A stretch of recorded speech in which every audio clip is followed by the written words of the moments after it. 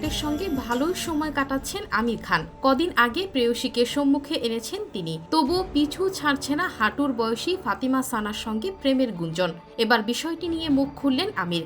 ভারতীয় সংবাদ মাধ্যমের এক প্রতিবেদনে বলা হয়েছে, সম্প্রতি এক সাক্ষাৎকারে আমির সাফ বলেন, আমি থোড়াই ওর আসল বাবা, নাকি আমিও সত্যিকারের প্রেমিক। এটা একটা ছবি বানাচ্ছি আমরা, ব্যাস।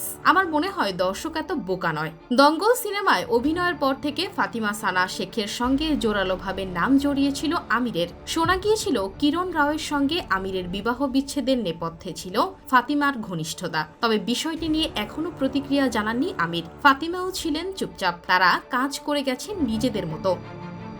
দঙ্গলের পর থাগস অব হিন্দুস্তান ছবিতেও দেখা গিয়েছিল তাদের। অভিনয় করেছিলেন প্রেমিক প্রেমিকার চরিত্রে। এতে গুঞ্জন আরও মাথাচাড়া দিয়েছিল। এবার যেন কৌশলে নিজের অবস্থান জানালেন আমির। এদিকে বর্তমানে আপাতত কাজ ছাড়াই সময় পার করছেন বলিপাড়ার এই জনপ্রিয় মুখ।